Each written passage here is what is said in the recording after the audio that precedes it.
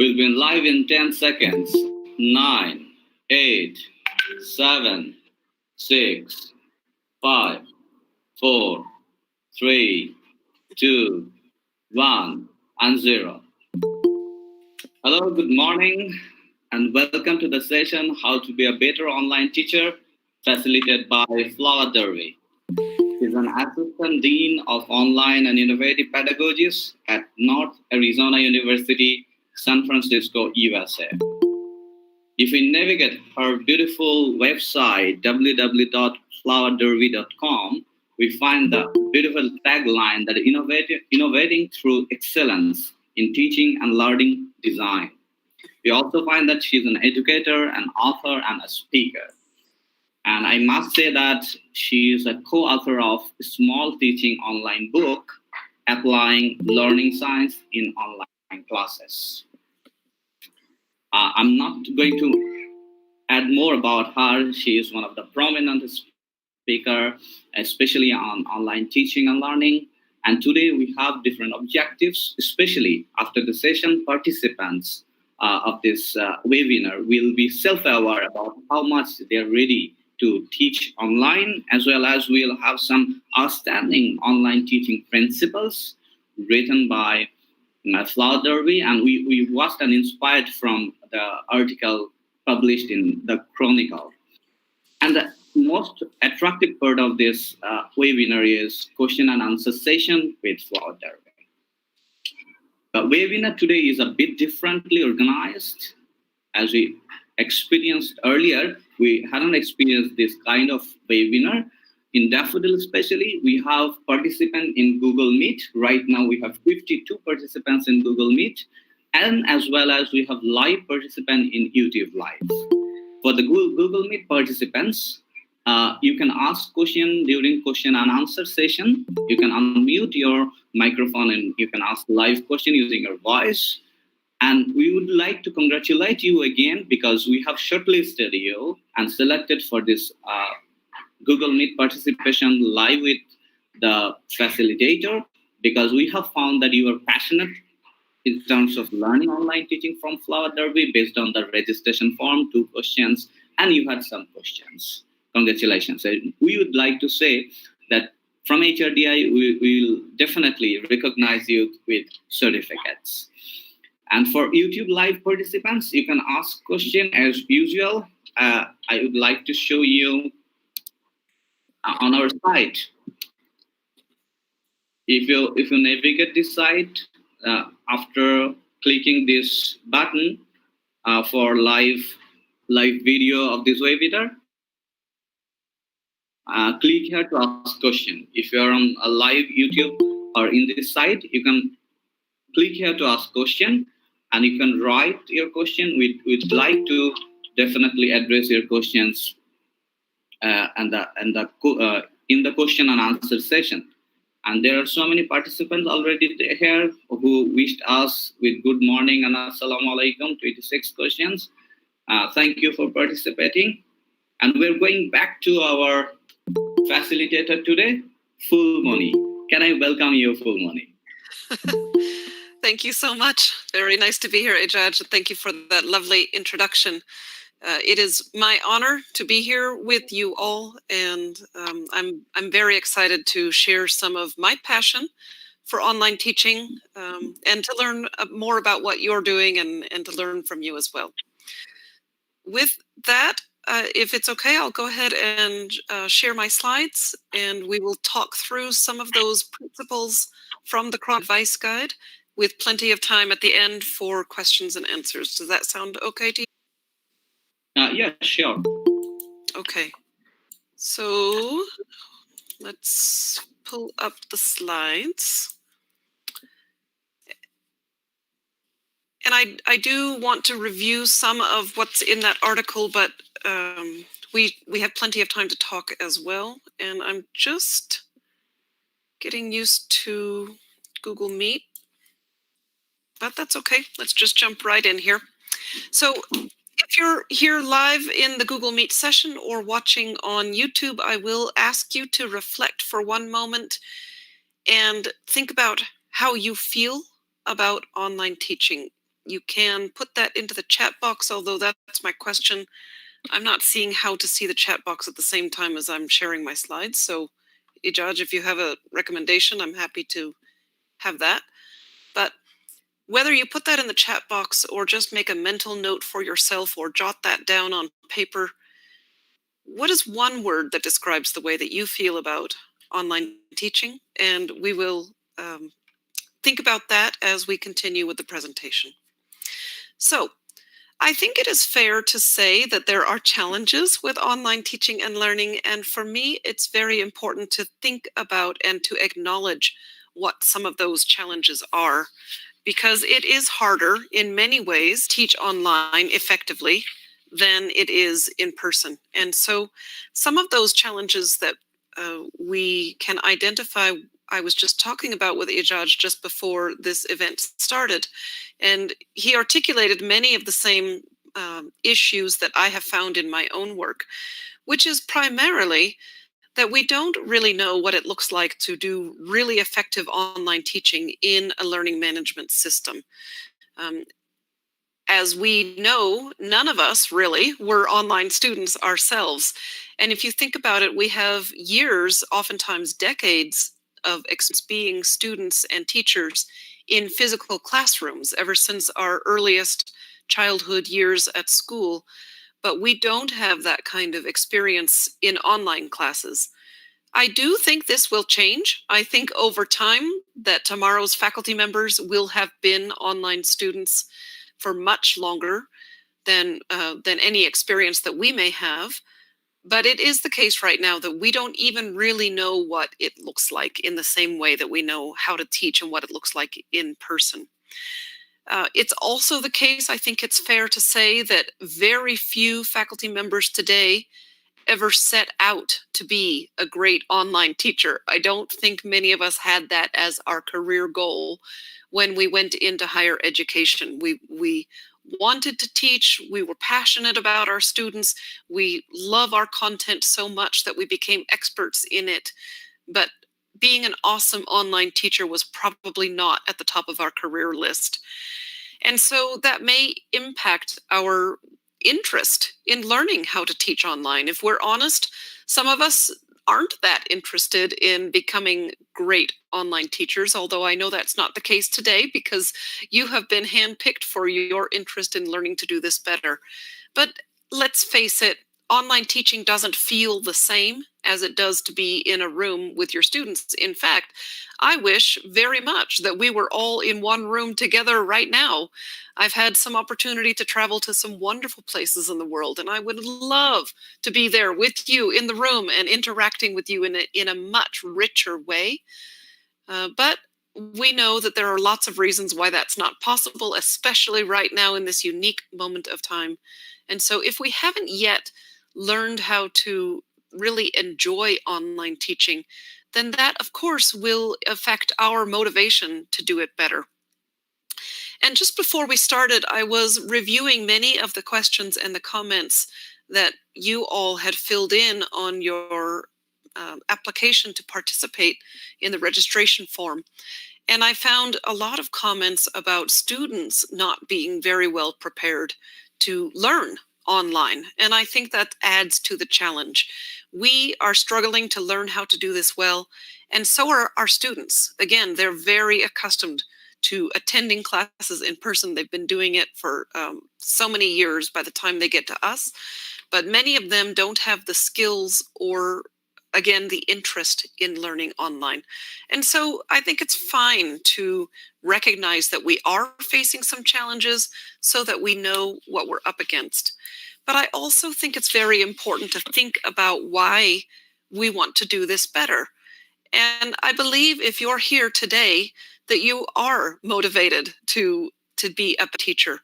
We know that online education makes it more possible for students to attend classes and to pursue a college education.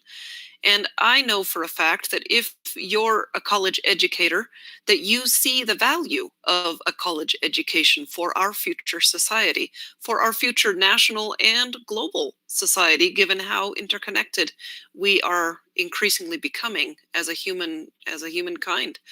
And so educated citizens are more engaged, they are more creative problem solvers and critical thinkers, and we know that these skills will be very important as we face the complex problems are. For example, I don't think any of us could ever have anticipated the impact of coronavirus and what's happening in our global society today. So we know that it's important to help people achieve a college education if they want that. And online teaching really does make it more possible for more people to achieve that goal. And so if we care about our students and if we want them to be successful, then that's our motivation for wanting to do this better. And with that, I think it's really important to remember that we get to have opportunities like this, where you see your students engaging with the content and helping each other learn and hopefully having some fun as well in the social interaction. And the question for me has become, how do we do this? How do we foster the connections between our students and ourselves? How do we create a learning in online classes? Well, before we go very much further, this overview of the community of inquiry framework, and you can look this up online after this session, because this will be only a very brief introduction, but it really is a very useful way to think about effective online teaching. So the community of inquiry framework came about as a result of research in the late 1990s. A team of researchers wanted to find out what goes into a good online class, or as they called it then, computer-mediated instruction.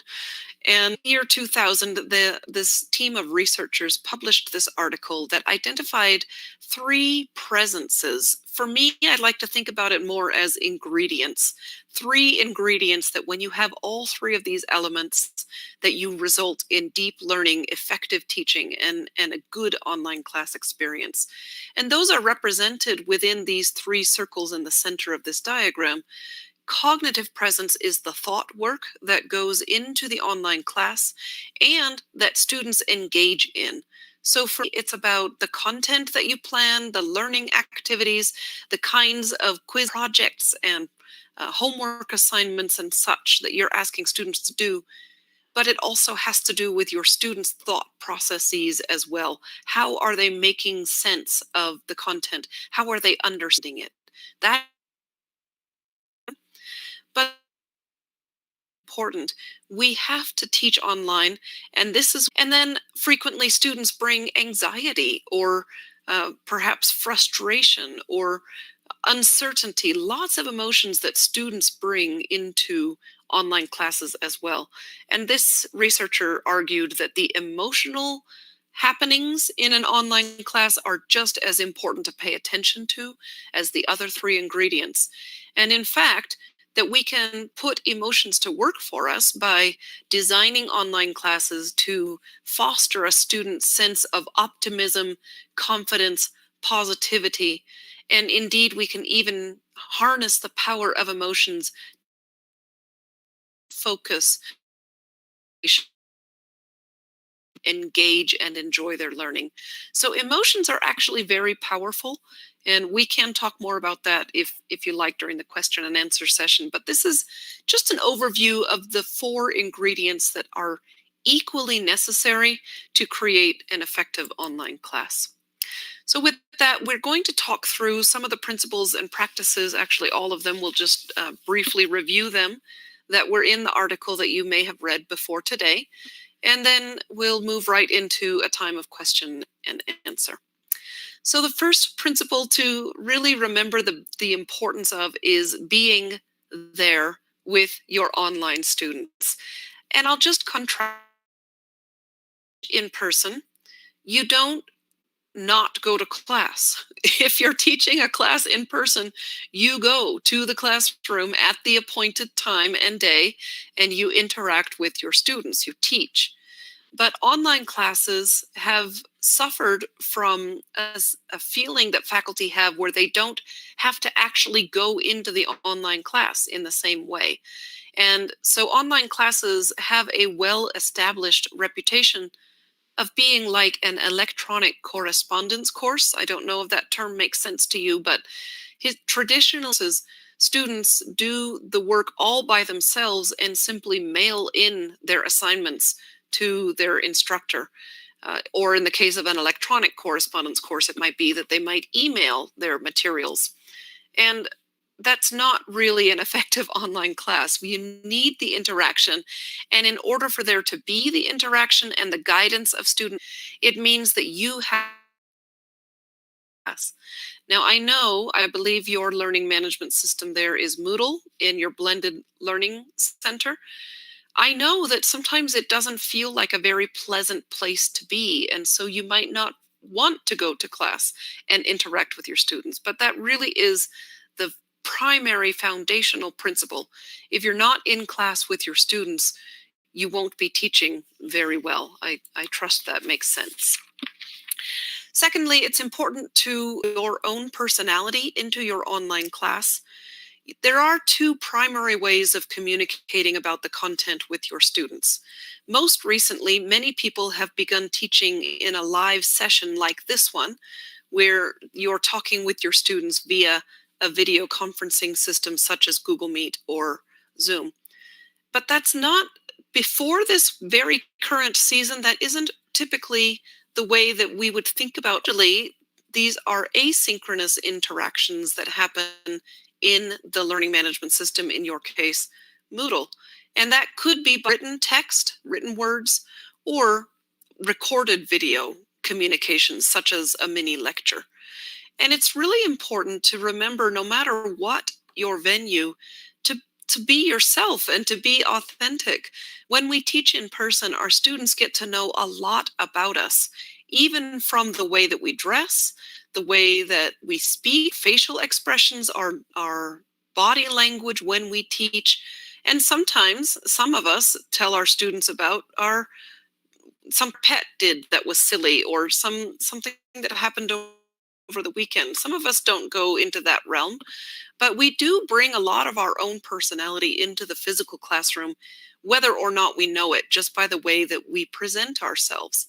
And so it's very important to do the same thing in your online class, but it doesn't happen by accident. You have to make a deliberate effort to show your students who you are as a person in order to that very important social presence, that social interaction. The way that you can do this in an online class is just to talk the way that you talk, and also to write the way that you write. So I meant to say to write the way that you talk. We can bring tone of voice into our writing. And so even if you're writing instructions to your online students, or you're posting a mini lecture, just written text, that with your own tone of voice, with your own style and personality. And even more, of course, when presenting by video, whether that's live or recorded, you can still be yourself in the way that you communicate in the video itself. So using vocal intonation, such as what I am doing right now, to emphasize your points, using your facial expression, and maybe even exaggerating your facial expression a little bit, because the camera kind of flattens everything. So whenever I present online, like I know, it takes about 200% of my usual level of energy if I'm teaching or presenting in person. So just understanding that it's okay to be yourself. If you are presenting in a video and you trip over your tongue, you'll hear me do it today, I'm sure. In fact, I think I already have done this. It's okay, because when you teach in person, that happens also, and you don't even let it trip you up. You just keep going. And that's the same that you want to develop that level of comfort in your video presenting. So be and bring your own personality into your online classes is also very important. And we talk also about thinking about your students' situation. Traditionally, in online classes, students are doing their work all by themselves. It is unusual, generally speaking, for an online student to be with another online student in that same class while they're doing their classwork. Typically, online students are doing the classwork by themselves, whether that be at home or at a coffee shop or a library or wherever it might be. And even if students are with other students, they don't have you frequently in real time. So when you're teaching in person, you can ask a question to your class and you can get a sense of where students are with their understanding. You can tell if there's general confusion, if you need to stop and explain again or find a different example to help students understand. But you don't get that real-time feedback when you're teaching online. Even if you're teaching like I am by video conference, I don't see what your reactions are. I don't see your body language or your expressions of interest or boredom or confusion.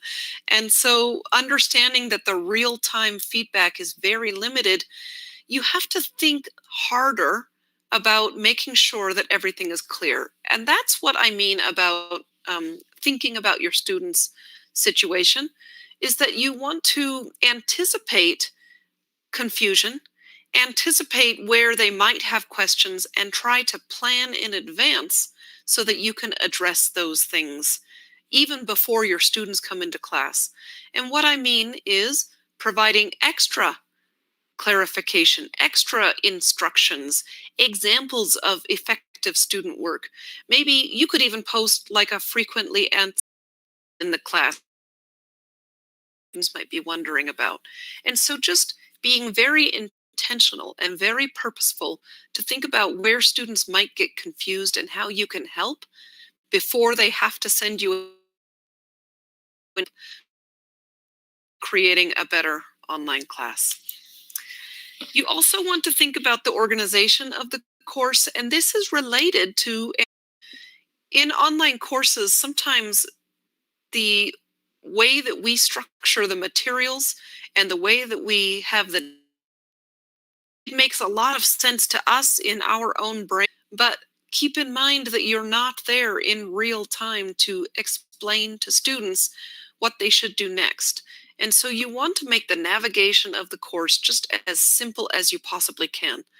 If you think about it, our physical classrooms are set up to facilitate learning with desks or chairs set facing the front of the room. And although I have not been in any Bangladeshi classrooms, I know that in many institutions of higher education, there is a front of the room where the professor is expected to stand and teach. And oftentimes there is a lectern or a podium. Perhaps there is a whiteboard or a projection screen. And all those things are set up in the room to facilitate student learning. But this goes back to my point about we don't really know what teaching looks like in online spaces. The learning management systems we have today, in my opinion, are still relatively primitive. I think they could be much better. And one of the things that we sometimes see happening is all the tables and chairs jumbled up on top of each other because we didn't really know how to set up our online classroom. So think about the structure and the navigation of your class as being like the furniture in the room. You want to make it easy for students to come in, to sit down, to start learning and doing what they need to do. And when you try to get that perspective in the way that you've organized your course materials, that can really help students not waste cognitive resources on just trying to navigate, right? We don't want the mechanics of going to class to interfere with their ability to process the content and focus on what's really important. That is not supposed to say organize course content intuitively. Sorry. Let's move on past that point and look at the importance of explaining your expectations. This is related again in my experience to understanding that students are working by themselves and that they typically aren't able to ask a question in real time. It's actually been shaped by my husband's experience. Just last month, he graduated with a master's degree from our university, and he took the entire the entire program was fully online.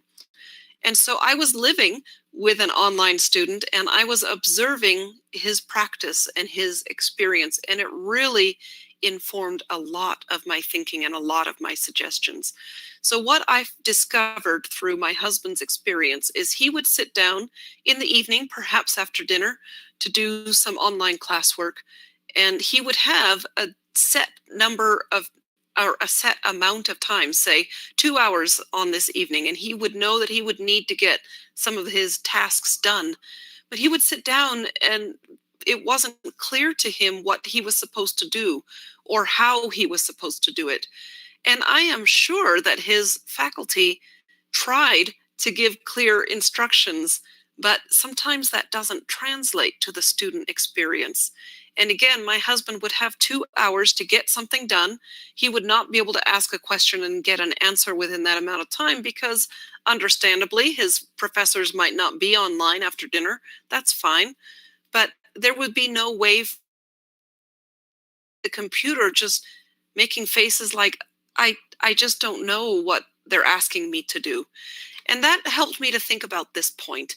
Again, as I said before, providing extra explanations, instructions, examples of successful student work, rubrics that help students clearly see exactly what are the criteria for success. Anything that you can do to help your online students know exactly what you want them to do is really, really important to help your students be successful. And then this next point is about breaking down complex tasks. So as experienced instructors, you know that students have to have foundational knowledge before they can do more complex processes, before they can solve more difficult problems or form elegant arguments that include rhetorical analysis of dense texts. Have to be able to do some preliminary basic things first. And so that's not new, but thinking about how to do that in an online class, again, requires more intentional thinking and effort. And so what I mean is when we're teaching in person, we do a lot of guidance that you may not even be aware that you're doing. We offer a lot of suggestions. We draw connections for our students just in the way that we're teaching verbally in the classroom. But those things don't happen in an online class. We have to be deliberate to make those connections and down the complex tasks into simpler steps that students can gain mastery over. And it's not just about the content or the content related work. It's also about the technology.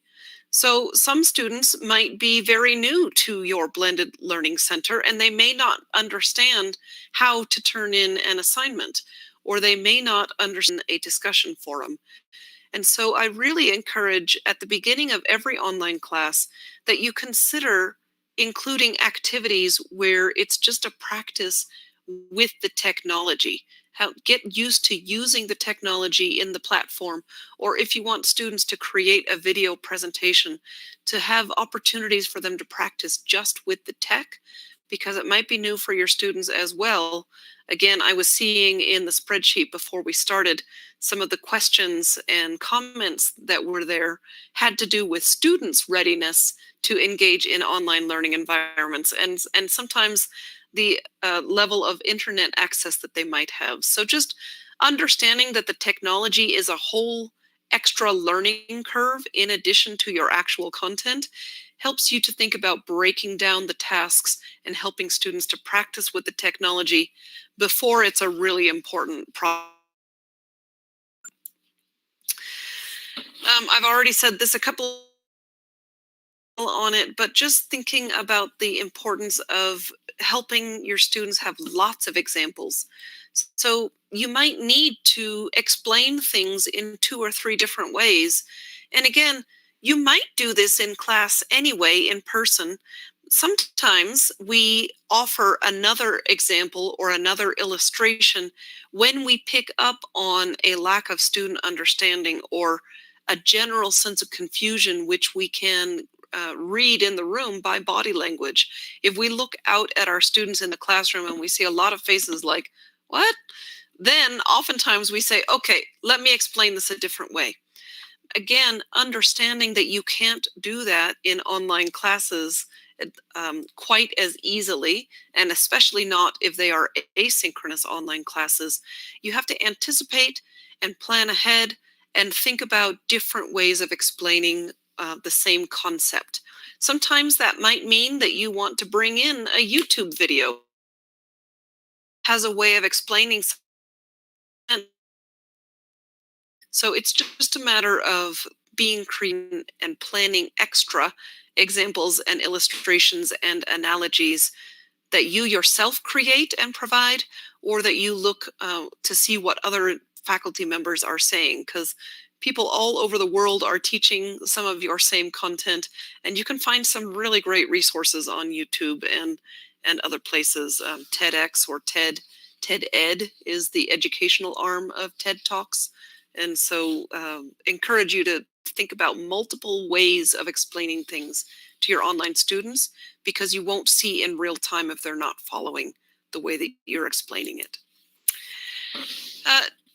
This point goes back to my claim that online classes are not really very pleasant just by nature. As I said earlier, I believe that learning management systems are kind of ugly and kind of sterile and, quite frankly, kind of primitive. I think the user experience leaves a lot to be desired when you compare your experience in the Blended Learning Center versus your experience in various social media platforms and other websites that are much more intuitive and attractive and pleasant. So there's not very much that we can do as individual instructors about the way that the learning system is set up or the way that it looks, because that requires software engineers and the people who are in these companies to pay attention to the learning experience and to make some big changes. However, I would argue that there are things that you can do in your online classes to try to make it a nicer place to be, to try to infuse warmth into the atmosphere. I am convinced that there is an atmosphere in online classes, and we can impact that in a positive way when we bring our own enthusiasm, our optimism, our confidence that our students can learn and be successful. We can set the tone ourselves and create, we can take advantage of a thing called emotional contagion. This is based on emotion science, and you will have experienced this, that when a crowd of people are together, the emotions are stronger. So just imagine a sporting event. I don't know what sport is really big in Bangladesh. Pardon me, I wonder if cricket could be, I'm guessing. But you know that when you're watching a sporting match, or perhaps rugby, with other people, that the emotions are heightened, the same, and that same thing happens. Emotional contagion also happens in your online spaces. And again, if you're skeptical about that, I would encourage you to think about what happens in social media interactions that are all completely online, and think about how emotions can get very heated in social media exchanges, or we can experience tremendous grief based on a current event, a national tragedy, whatever it might be. There are emotions in online spaces, and we impact each other's emotions. Spread online is what I'm talking about. And so you can make a deliberate effort to bring your own enthusiasm and your positivity into your online classes. Again, the way you do this has a lot to do with the way that you communicate with your students, which is true in person. perhaps you post an announcement, and instead of just writing it very mechanically, like, don't forget there's a test on Friday, maybe you add your own personality. My personality is to say, hey, everybody, you're doing great work. You've come so far already. Now, just a reminder, we do have a test on Friday. Make sure you're preparing for that test. Let me know if I can help you. I'm here to support you. That's my personality. That's a message that I would post. Maybe that's not yours, but find some way within your own authentic personality to be a cheerleader, to be a coach, to be a mentor that creates a positive environment for your students just by the way that we write and speak. And finally, and you are demonstrating this here today because you're here. You are committing to continuous improvement. As I have said, there is so much to learn about how to do effective online teaching. Even those of us who have specialized in this, there's a lot to learn. More research needs to happen. More experience needs to be gained. And so we're all on a learning curve. And so taking the time to develop yourself as a good online teacher will do two things. It will make your classes better for your students.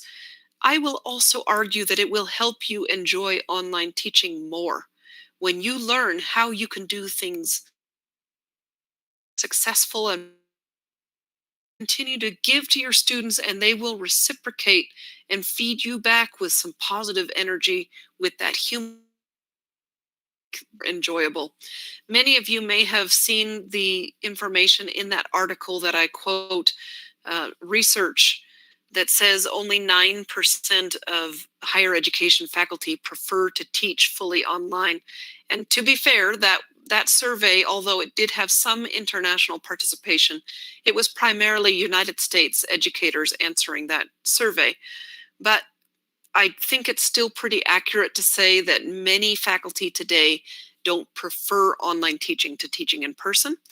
But you could learn to embrace online teaching when you commit to improving yourself by doing things such as you're doing right now, which is to join with a group of like-minded people who want to do this better. Now, on that note, I did compile just a few resources here, and if it would be helpful, I can send these slides after this event for distribution. But these are free resources where you can learn more about being a good online teacher. One HE is One Higher Ed Global, and they are doing some really phenomenal work to support better teaching in general and better online teaching specifically as a result of the current pandemic. So they have some a global collection of resources about online teaching. The next website that I have here is an educational developer in England named Verna Rossi. She's doing phenomenal work, and she has 3 or 4, the fourth one, I don't know if it's there yet, short 30-minute webinar recordings that provide 5 to 6 very practical ideas in each of those recordings that you can think about to make your online teaching more effective. I really like what she's doing there. And then the third website that I have here is a group in the United States, the Association of University Educators, has put together some free resources, an online teaching toolkit, and some webinars that you can access the record. I contributed a lot to the AQ resources, so if you've learned enough from Flower Darby, then don't go there. But additional ideas and very practical suggestions about what to do, you can find more at that AQ website. So with that, I'm going to wrap up my remarks by asking you again to reflect on your word that describes how you feel about online teaching. Do you have a different word? Again, you may feel free to put that in the chat box if you like. And now I'm ready to answer or entertain your questions and have conversation with you. So on that note, I'm going to go ahead and stop sharing my slides, and we can just take your questions. And your word. I would love to see if you have a different word. Feel free to put that in the chat box as well. Motivated. Very nice presentation. It was very exciting. and I was very happy to see you at this point in time in a different time zone, but you look fantastically fresh with a good spirit of sharing, and it was wonderful to hear you. But I have a just very quick question. Are all actually waiting to to get some of their question answered from you. But the question that I'm truly enjoying online, that's first one, first expression. The students, I start one class also.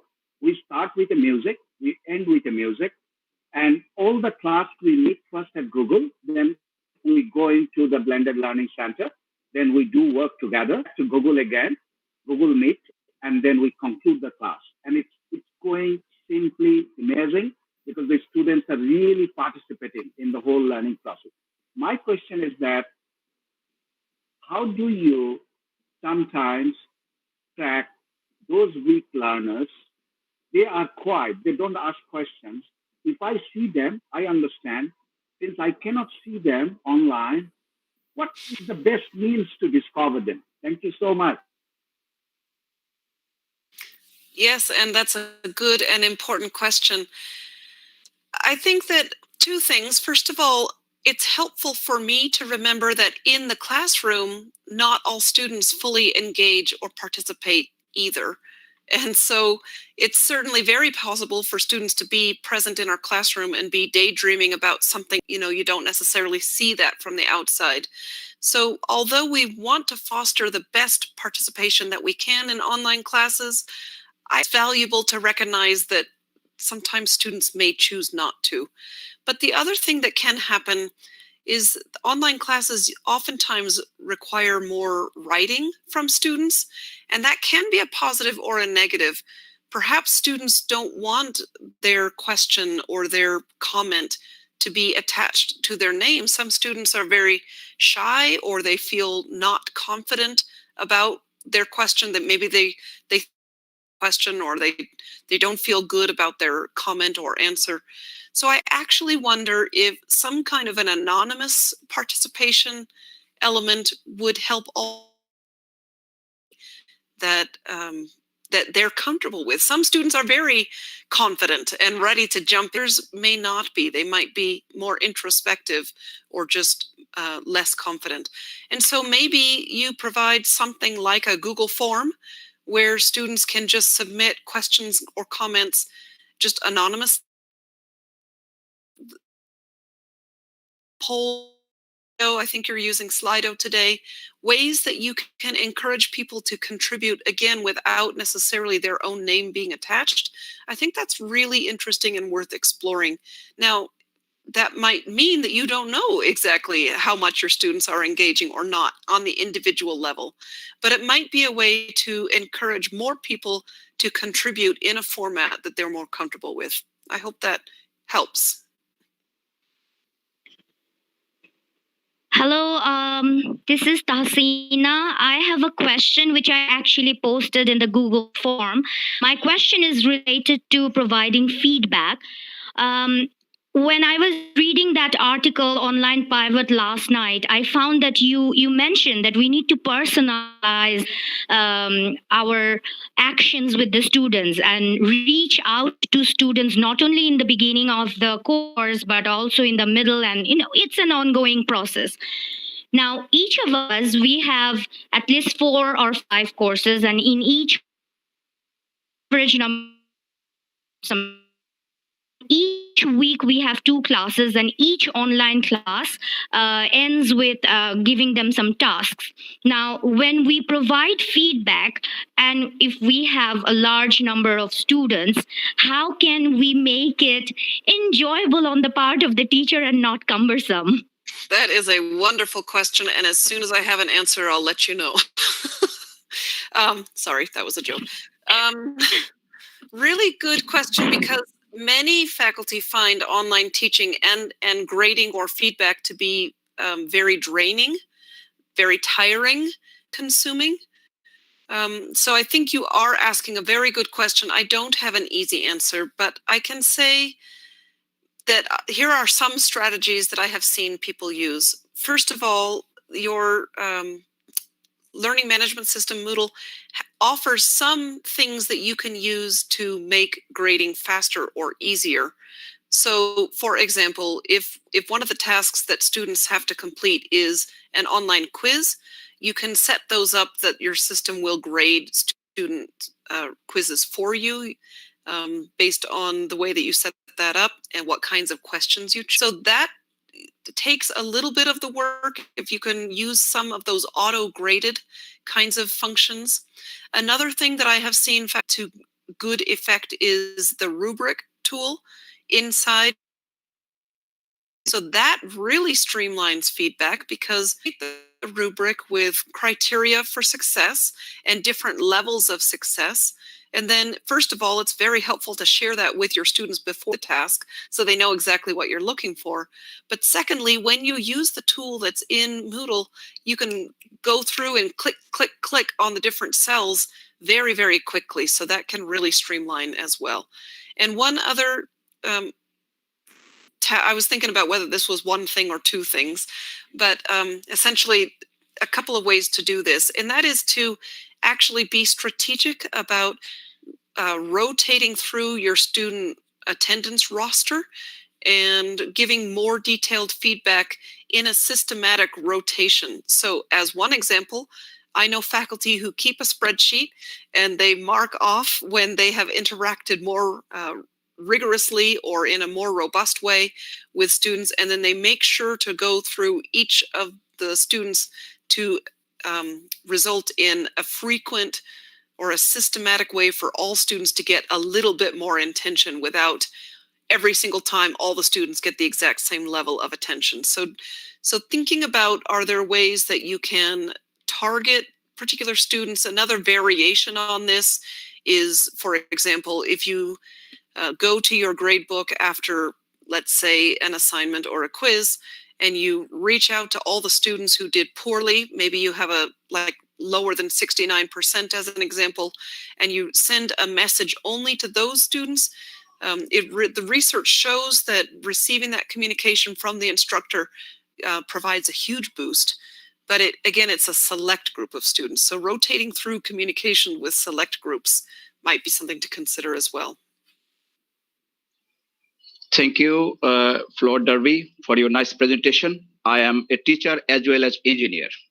And I am worried about my students, engineering students, especially engineering faculty students must need the practical work in their laboratory because they must face the work in their working life.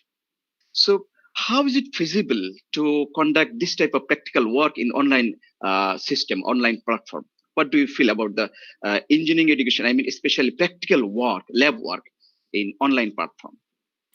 Another difficult question. I see that you are all a tough crowd and you're going to ask me hard questions. I don't have a great answer for you, but I do have a couple of thoughts to share.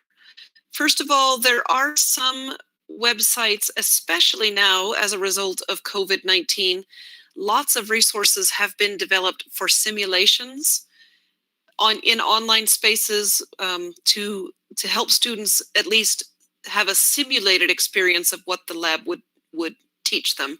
And so I will not say that that is the same as a hands-on lab, but there are a lot of free resources now available. I think if you were to Google, engineering lab simulations, I think that you would find more than you might expect. The other trick is, I don't know what your university is thinking. What I do know in the United States is that as we prepare for our next semester, we're trying to figure out if we can do, say, 85% of the learning in online spaces, but to reserve a little bit for classes that really do need to be hands-on. So I don't know if this is something that is being considered there. Maybe there is a way to be extremely selective, and again, maybe 85% of your content could happen in an online class, but actually we really do need students to come into the classroom or the lab from time to time. Another thing that I have seen that is, setting up a video session of you conducting the lab in the classroom. I don't think it's ideal, and that's why I said it's a really tough question, but I hope that gives you something to think about. Thank you for a nice answer. Thank you. Hello, this is Dara. Thank you for your presentation. Actually, before this situation, we even never thought to conduct classes fully online. However, we have conducted a hybrid mode or blended mode. What I do believe that learning must be through pleasure. And one important thing is all the things must be dynamic. So do you suggest any process or any guideline about course organization, how the organization can be dynamic or more effective so that students seems it as one of the interesting thing? What do you think? Do you have any suggestion? What you're asking is, how do we make online classes more interactive for students? That's the way I somewhat accurate? No, the way of organization of the course. How can we organize the course so that students become more interested to go through that courses? I see. More interested. Okay. Well, I still have a similar answer. I think that the more students do something with the content, that the better. And I think that when they're learning better, two things happen. I believe there is an increased intrinsic motivation, that if they feel that they're learning and making good progress, it continue to do the work. And I think that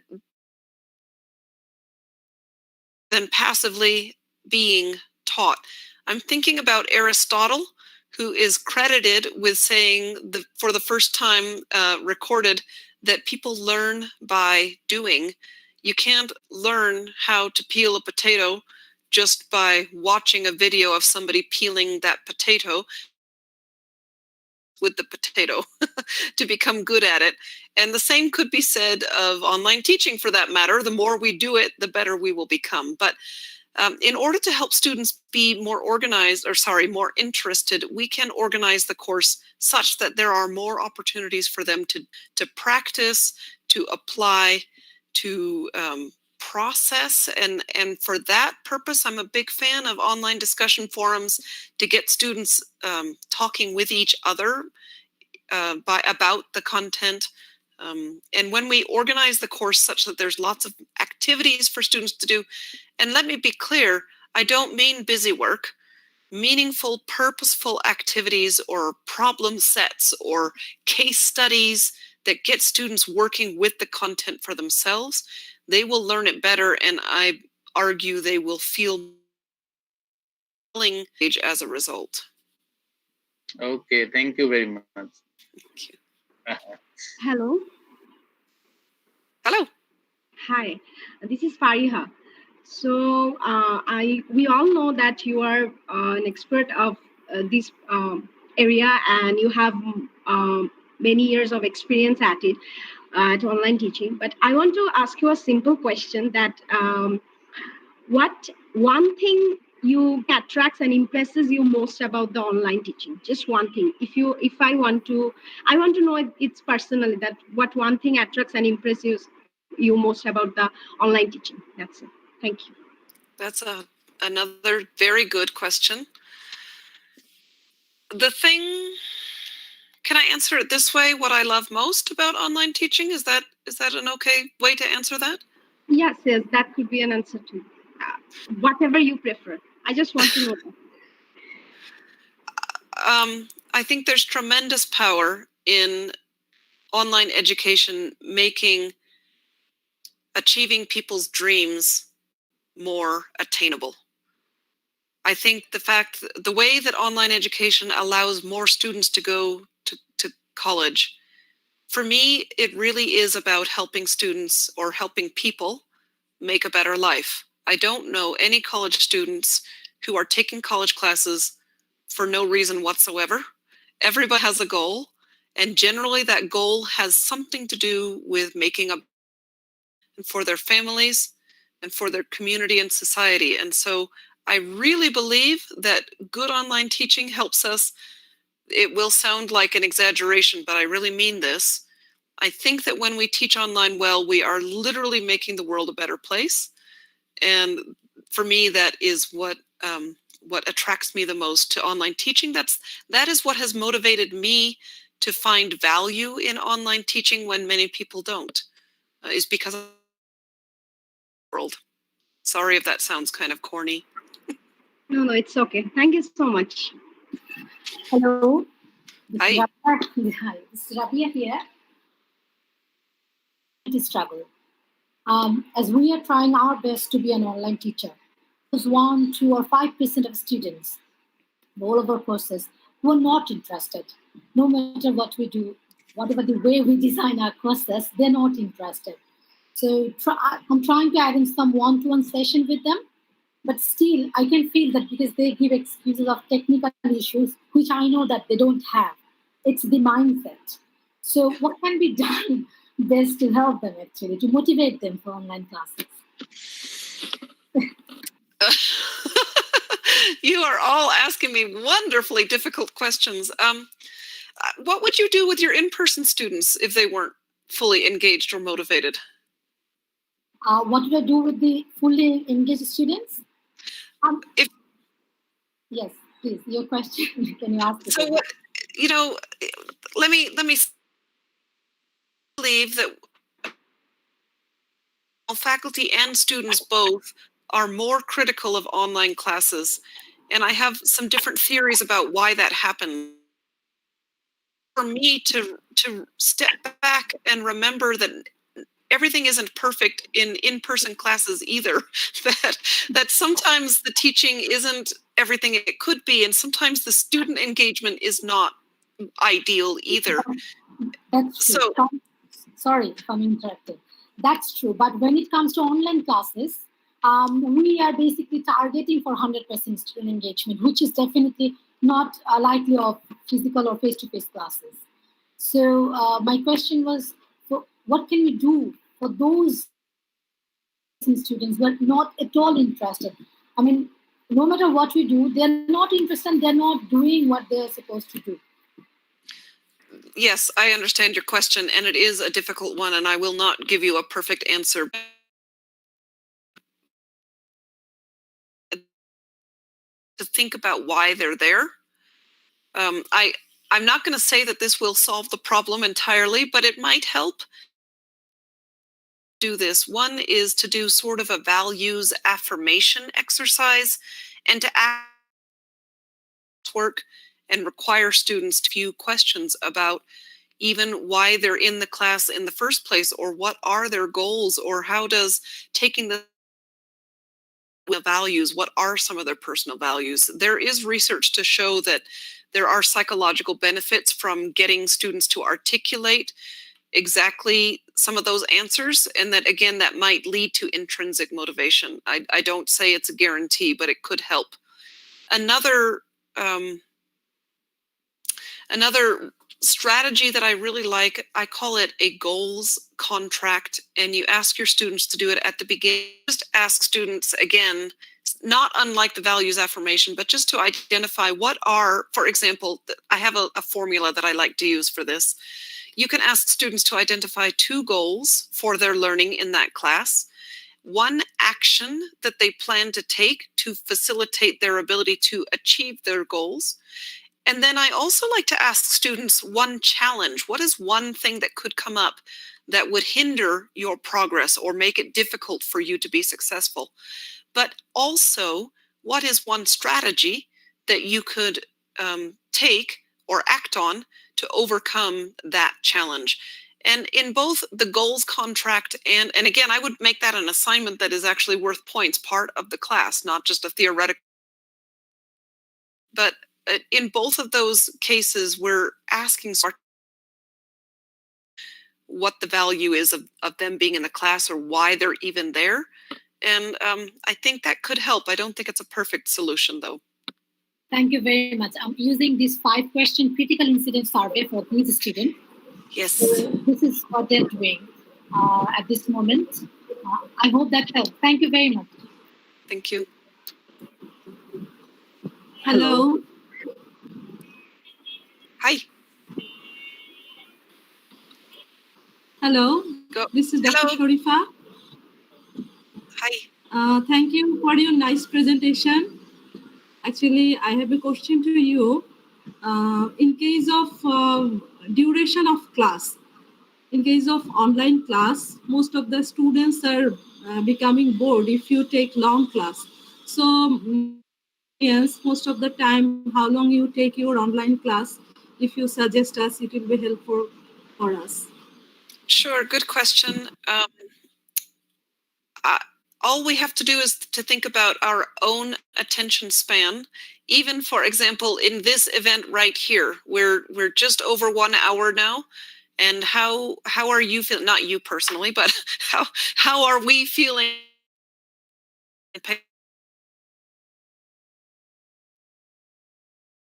That we may have developed the course of our career and academic time. So for me, just taking a temperature check of our own, how long can we focus and pay attention, helps.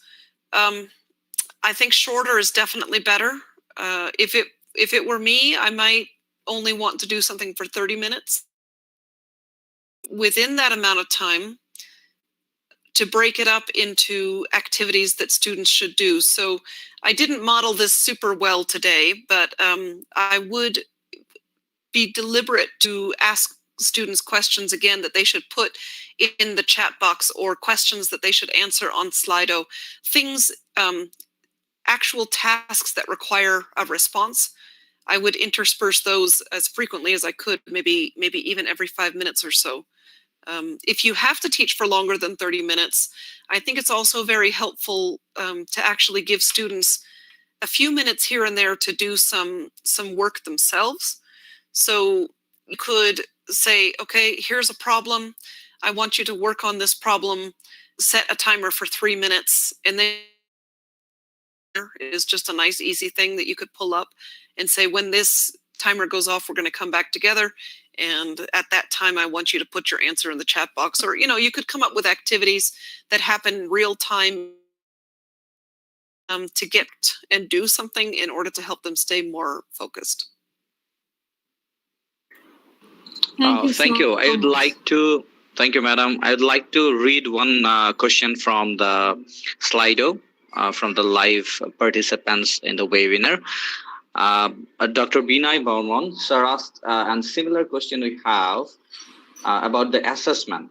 Is it not difficult to make assessment cheating free in LMS? And similar question I would like to read again from Kanis Ahmed. Which type of activities do prefer of students in online platforms, group work or individual work? And Rosina madam also asked the same question, that what kind of assessment, different assessment you suggest for some or quizzes? Okay, good questions. If I'm honest, I think it's almost impossible to prevent cheating in online assessments. And so the advice that I usually give faculty is to assume that students will have open book and open note, to acknowledge that, to let them know that it's okay, and then to design test questions, to write test questions that are not really easy to look up, whether that be in the textbook or by Google. In other words, if you can ask questions that require students to think about the content, to analyze and synthesize and come up with their own answer, that is not an easy thing to look up, that's better. I will also say those test questions are harder to write, but perhaps after the initial effort of writing that kind of a question, you can reuse that test in subsequent semesters, or you'll get return on investment of your time and effort. So I generally recommend critical thinking kinds of questions. Another strategy would be for online tests to really limit the amount of time that students have to take the test. So, for example, if you have 50 questions on your test, give students only, I'm just making this up, but maybe you give students only 30 minutes to do the test. which means that they really do need to be prepared to answer those questions without stopping to look everything up all the time. So that's another strategy that many faculty use. Regarding the preference for group work versus individual work in online classes, I think there are two main things to think about. What was the first one? I just forgot it. One is, wow, that is funny. Okay, I know what I was going to say. Sorry about that. The purpose of the project being a group project or an individual project is the first and foremost thing to think about. Is there any actual value to asking students to work together? Does it align with your course learning goals and help students achieve the course learning goals? If so, then the group project might make sense. But if I know a lot of faculty, I don't know if anybody here does this, but I know that I personally have said, well, I guess every class is supposed to have a group project, so I'll put in a group project. And it's not really purposeful. So you first of all want to make sure that there is a good reason, a good pedagogical reason for having group work. But the other thing is that we know that many online students, and I'm going to qualify this, typically in the United States, which is of course what I'm more, students who choose online classes are usually working full-time and have family obligations. And so logistically speaking, it's just harder. Even if students aren't working, it's just harder to get online groups together. It requires aligning schedules because they aren't already in the class time.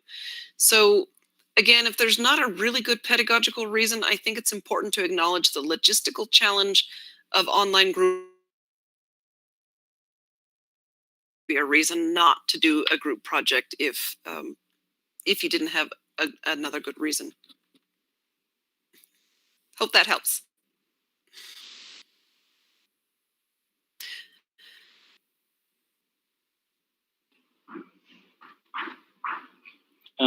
Thank you. There is another question from one of the. I think it's important to acknowledge the logistical challenge of online. Sorry, do you can hear me?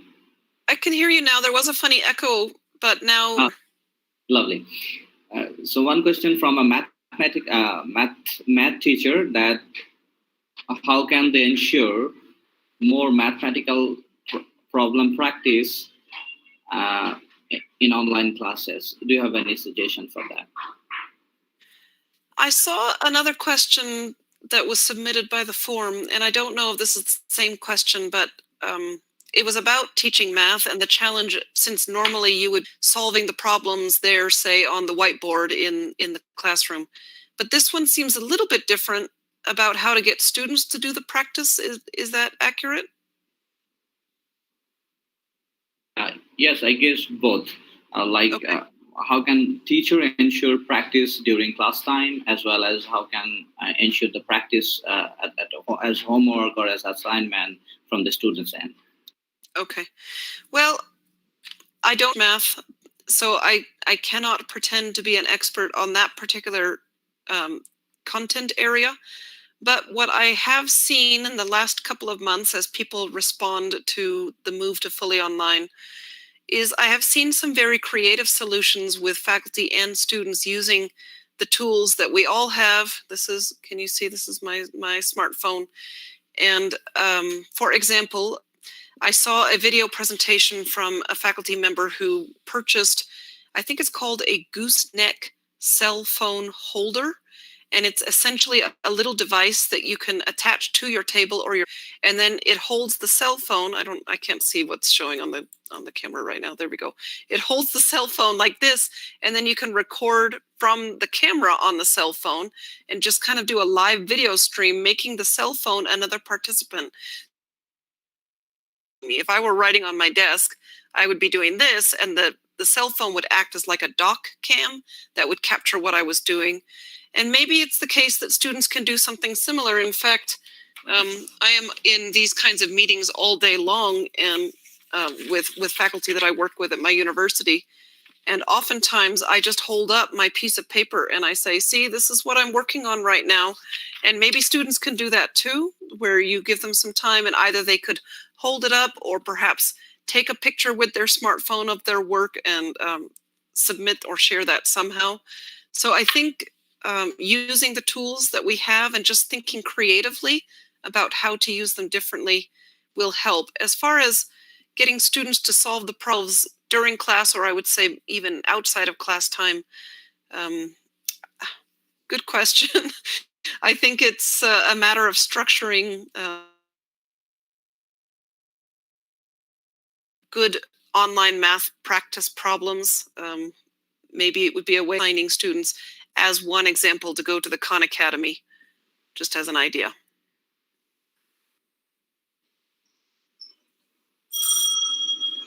Hello, Darby. Thank you. I have a question.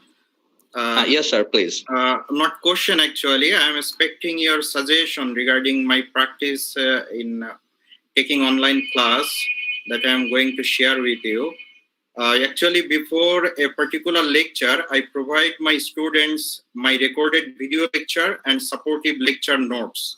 First, my students see my recorded video lecture, then they go through supportive lecture notes, and after that, they come for live discussion, and they finally sit for a quiz for their self-evaluation. So I usually, but currently I'm practicing it. So do you have any suggestion regarding this? It sounds like you're already doing lots of good for your students. I don't know that anything else comes to mind besides what you're trying and learning and experimenting with. Do you have a specific question, something that you're thinking about doing, or? So do you have any suggestion regarding my practices, or you can just rate it, that it's good, bad, or moderate, or it's like you should improve this area, or this practice is not right or wrong, or something like that? I think you're already doing a lot of good things. So I think I would say you're doing good and working to be better. I only have one thought, and that is, for example, for the pre-recorded lectures, I have found that it's important to hold students accountable to do the work and, for example, to watch the videos. So we know there's very robust research that online students watch not more than 6 minutes of a recorded video lecture before they tune out and stop watching. There's good analytics on that. So I guess that would be one suggestion, is to break up your videos into very small chunks of 5 minutes or less, which means that you only cover one talking point usually. And then the other question I would have for you, or suggestion, is to add something that students have to do to demonstrate some success with.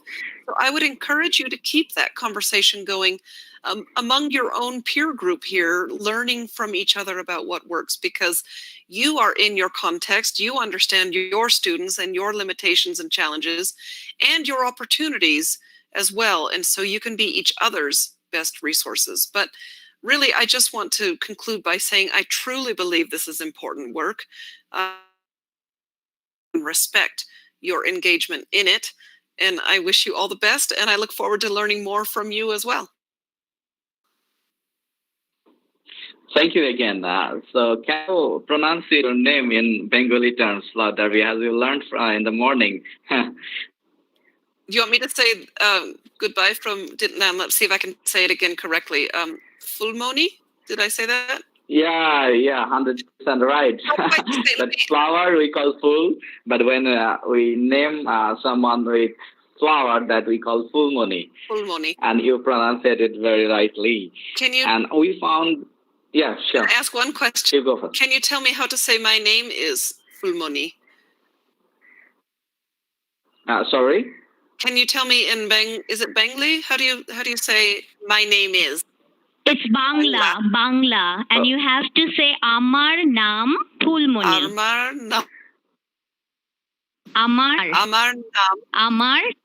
Nam Fulmoni. Yeah, correct. Say it together again. Amar Nam Fulmoni. Amar Nam Fulmoni. Great, 100. Thank you. And when we compliment the name, that how is your name? If we say that your name is very nice, then we say, Tomar naam khub sundar. That one sounds harder. I'm not going to try it. So you have a very beautiful name, Flower. Yeah, and the session was again excellent and overwhelming. Thank you. We'd like to have you again and again with us, and we would like to have you as our mentor to improve as your last principle for committing for continuous learning and improving. We hope you will have with us. You will support us to grow and to be one of the best university in the world as well, not only in Bangladesh. Thank you. It has been a pleasure and truly my honor to be here with you tonight in your morning. Thank you. Okay, thank you all very much. And goodbye. Shall I just log off? I would prefer, Ajaj. Yeah, you can log off and goodbye. Okay. Thank you all very much. Goodbye.